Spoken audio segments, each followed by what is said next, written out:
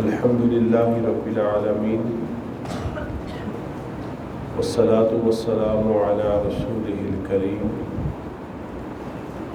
أما بعد فأعوذ بالله من الشيطان الرجيم بسم الله الرحمن الرحيم ألف لام را تلك آيات الكتاب الحكيم صدق الله العظيم اللهم صل على محمد وعلى آل محمد كما صليت على إبراهيم وعلى آل إبراهيم إنك حميد مجيد اللهم بارك على محمد وعلى آل محمد كما باركت على إبراهيم وعلى آل إبراهيم إنك حميد مجيد رب زدني علما رب زدني علما رب زدني علما رب اشرح لي صدري ويسر لي أمري واحلل عقدة من لساني يفقهوا قولي۔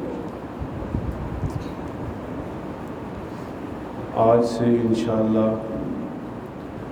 سورہ یونس کا آغاز کیا جائے گا۔ سورہ یونس مکی صورت ہے، یعنی نبی اکرم صلی اللہ علیہ وسلم پر نازل ہونے والی ان صورتوں میں سے ایک ہے جو ہجرت مدینہ سے قبل نازل ہوئی ہے۔ سورہ یونس کی آیات کی تعداد 109 ہے اور اس کے رکوع ہیں 11۔ علامہ ابن سیرین رحمۃ اللہ علیہ بیان فرماتے ہیں کہ جس شخص نے خواب میں سورہ یونس کی تلاوت کی، اس کی تعبیر یہ ہے کہ اللہ رب العزت اس کو کسی امتحان میں مبتلا کریں گے، لیکن تھوڑی بہت آزمائش کے بعد اس کو اس امتحان سے رہائی حاصل ہو جائے گی، جیسے کہ حضرت یونس علیہ السلام کے ساتھ معاملہ ہوا تھا۔ اور سورہ یونس جو ہے، اس کا نام سورہ یونس اس وجہ سے ہے کہ 10ویں رکوع میں حضرت یونس علیہ السلام کا تذکرہ ہوا ہے، اور اسی وجہ سے اس سورہ کا نام سورہ یونس، اور اس کو سورہ الف لام را بھی کہا جاتا ہے۔ بہرحال زیادہ معروف نام سورہ یونس ہے۔ الف لام را یہ حروف مقطعات میں سے ہے، آپ اس سے بخوبی واقف بھی ہیں، اور کئی مرتبہ ان حروف مقطعات کا جب بھی کوئی صورت شروع کی گئی ایسی ان کا تذکرہ ہو چکا ہے۔ اس کی سب سے بہترین جو تفسیر کی گئی ہے وہ یہی ہے، واللہ اعلم بمرادہ، اور اللہ ہی اس کی مراد کو بہتر جانتے ہیں۔ اور اللہ رب العزت نے اپنے محبوب پیغمبر صلی اللہ علیہ وسلم کو بتلایا ہے، لیکن امانت کے طور پر۔ تو بعض مفسرین نے اپنے ذوق کے مطابق اس کے کچھ معنی کرنے کی کوشش کی ہے، جیسے الف لام را کا معنی کیا گیا ہے کہ اللہ رب العزت جو ہے وہ بہترین دیکھنے والے ہیں۔ تو بہرحال یہ کوئی معنی متعین نہیں ہے۔ ان کو حروف مقطعات اس لیے کہتے ہیں کہ ان کو توڑ توڑ کے پڑھا جاتا ہے، اور الف لام را اکٹھا نہیں پڑھا جاتا۔ تلک آیات الکتاب الحکیم، یہ حکمت والی کتاب کی آیتیں ہیں۔ قرآن مجید کا تعارف کروایا جا رہا ہے کہ یہ قرآن مجید، اس کی جو آیات ہیں یہ حکمت سے بھری ہوئی ہیں، اور یقیناً اس میں کسی طرح کے شک و شبہ کی کوئی گنجائش نہیں ہے۔ اکان للناس عجبا ان اوحینا الی رجل منہم ان انذر الناس وبشر الذین آمنوا ان لهم قدم صدق عند ربهم۔ ارشاد باری تعالیٰ ہے، یہ ایک کفار مکہ کے اعتراض کا جواب ہے۔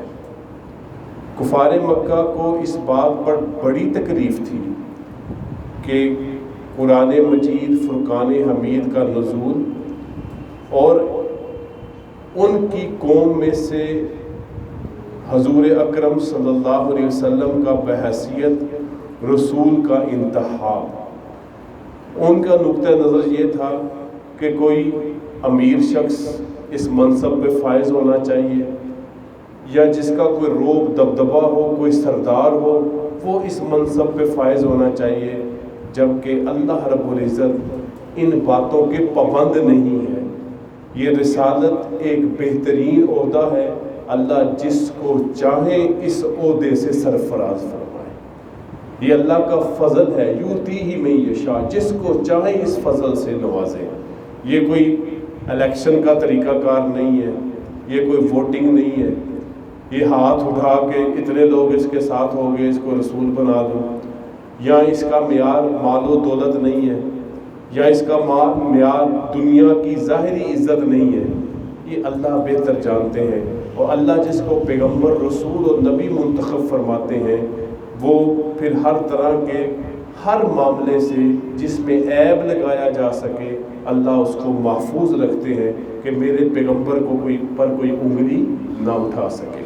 یہاں پر اللہ تعالیٰ ان مشرکین مکہ کی باتوں کا اعتراض کر رہے ہیں جن کا یہ خیال تھا کہ نبی علیہ الصلوۃ والسلام جو ہیں ان کو نبی نہیں ہونا چاہیے، نبی ہو کوئی مالدار، کوئی مرتبے والا، کوئی صاحب حیثیت میں سے ایک شخص کے پاس وحی بھیجتی۔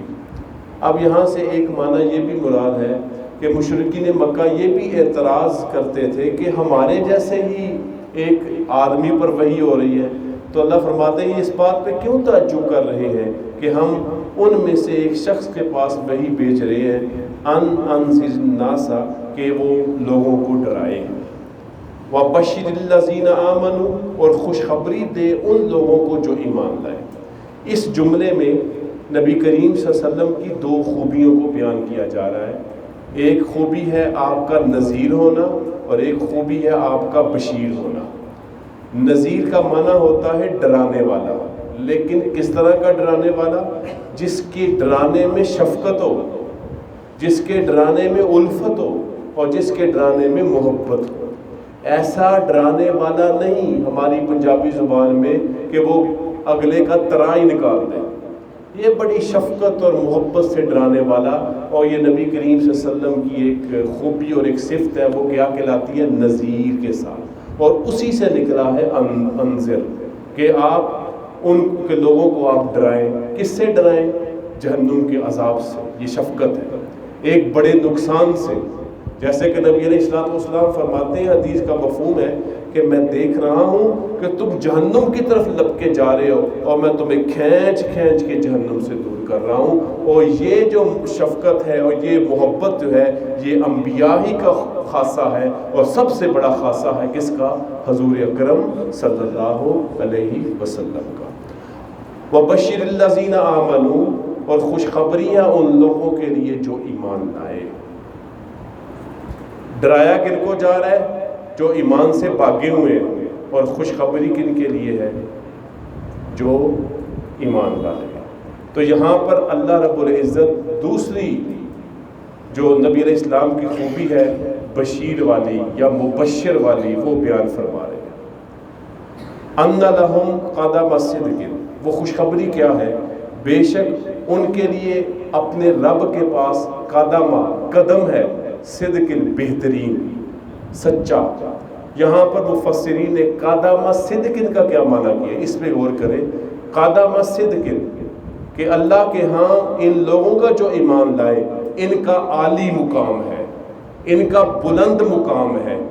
ایمان ایسی صفت ہے جو انسانوں کو بوجائے صفت ایمان کے باقی سارے لوگوں سے مقام میں عالی کر دیتی ہے، اس کو اعلیٰ مقام عطا کر دیتی ہے۔ لہٰذا ایمان جیسے مقام کے مقابلے میں کوئی مقام، کوئی عہدہ، کوئی دولت، کوئی شہرت، حیثیت نہیں رکھتی۔ اسی طرح بعض مفسرین نے قدم صدق سے مراد لیا ہے نبی کریم صلی اللہ علیہ وسلم کی شفاعت کا حاصل ہونا، اور اللہ تعالی ہمیں قیامت کے دن نبی کریم صلی اللہ علیہ وسلم کی شفاعت نصیب فرمائے۔ ان لہم قدم صدق، بے شک ان کے لیے کیا ہے؟ رب کے ہاں بلند مقام ہے، ان کے لیے رب کے ہاں نبی کریم صلی اللہ علیہ وسلم کی شفاعت ہے۔ عند ربہم ان کے رب کے پاس. قال الکافرون اور کہتے ہیں کافر جو منکر ہیں ان ھذا لساحر مبین. کس کے بارے میں؟ نبی علیہ السلام کے بارے میں کہ یہ شخص صریح جادوگر ہے. نعوذ باللہ من ذالک.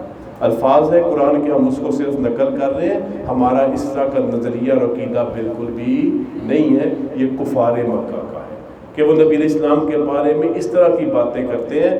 اور نبی علیہ السلام نے جس طرح سے اس مشکل حالات میں لوگوں کو اپنی طرف متوجہ کیا، قرآن کی تعلیم کی طرف اپنی طرف متوجہ کیا اور قرآن کی باتوں سے متوجہ کیا، تو ان کے لیے یہ جملہ کہنا بنتا ہے کہ یہ نبی علیہ السلام جو ہے وہ صریح جادوگر ہیں. لیکن ہمارے ہاں تو یہ تو اللہ کے کلام اور نبی کریم صلی اللہ علیہ وسلم کے کردار کی خوبی ہے کہ آپ لوگوں کو اپنی طرف کیا کر رہے ہیں؟ متوجہ کر رہے ہیں. اگلی آیت ان ربکم اللہ الذی خلق السماوات والارض فی ستۃ ایام. بے شک تمہارا رب اللہ وہ ذات جس نے پیدا کیا آسمان و زمین کو فی ستۃ ایام، کتنے دنوں میں؟ 6 دن. یہاں پر بہت سے ہم گنجلے ڈال سکتے ہیں کہ 6 دن کیا ہے. سیدھی اور سادی سی بات ہے، میرا رب چاہتا تو کن کہتا تو فشکون ہو جاتا. اللہ تعالیٰ اس کے بھی پابند نہیں ہے کہ آج یہ کام کرنا ہے، کل یہ کام کرنا ہے، پرسوں یہ کام کرنا ہے.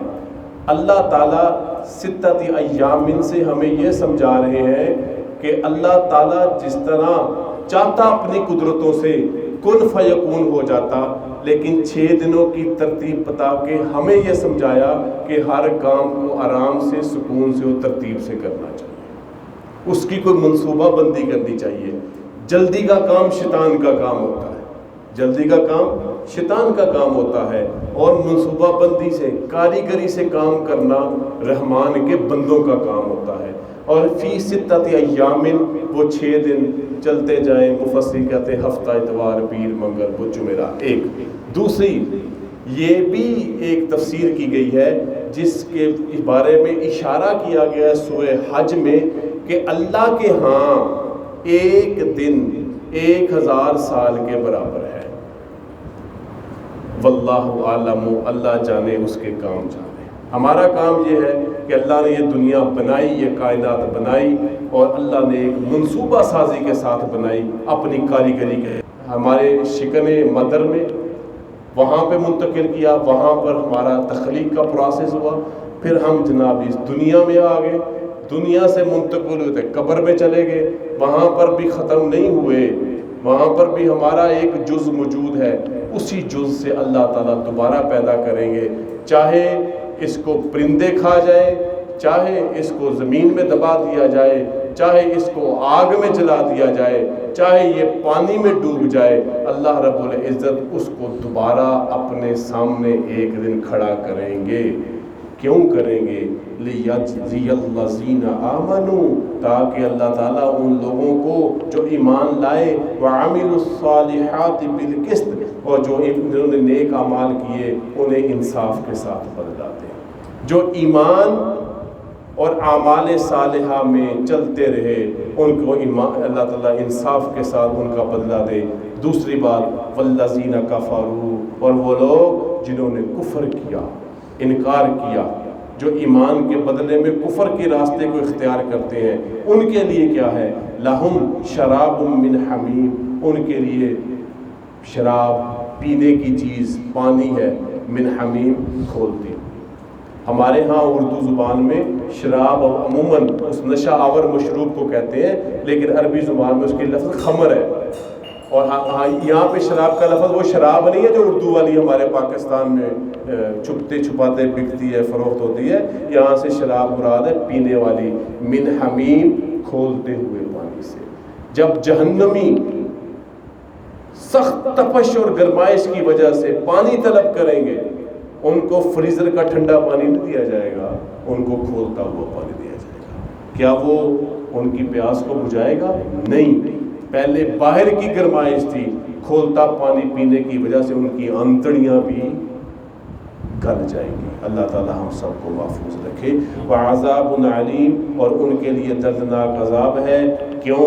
بما کانوا یکفرون، بسبب اس کے جنہوں نے کفر کیا۔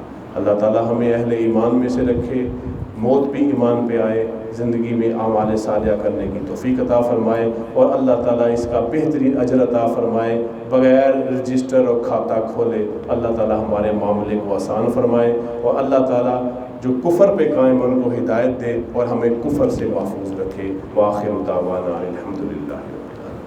الحمد للہ رب العالمین، والصلاة والسلام علی رسولہ الکریم۔ ربنا آتنا فی الدنیا حسنۃ وفی الآخرۃ حسنۃ وقنا عذاب النار۔ ربنا لا تزغ قلوبنا بعد إذ هديتنا وهب لنا من لدنک رحمۃ انک انت الوہاب۔ یا رب العالمین، ہر قسم کے صغیرہ کبیرہ چھوٹے بڑے گناہوں کو معاف فرما، ہر قسم کی غلطیوں کوتاہیوں کو معاف فرما، ایمان اور اعمال صالحہ والی زندگی نصیب فرما، ہر برے عمل سے محفوظ فرما، ہر گندے کام سے محفوظ فرما۔ جو مسلمان بیمار ہیں ان کو شفا عطا فرما، جو مسلمان فوت ہو چکے ہیں یا رب العالمین ان کی بخشش فرما، خصوصاً ہمارے والدین میں سے جو فوت ہو چکے ہیں، دونوں یا دونوں میں سے کوئی، ان سب کی بخشش و مغفرت فرما۔ ربنا تقبل منا انك انت السميع العليم وتب علينا انك انت التواب الرحيم، وصلى الله تعالى على خير خلقه محمد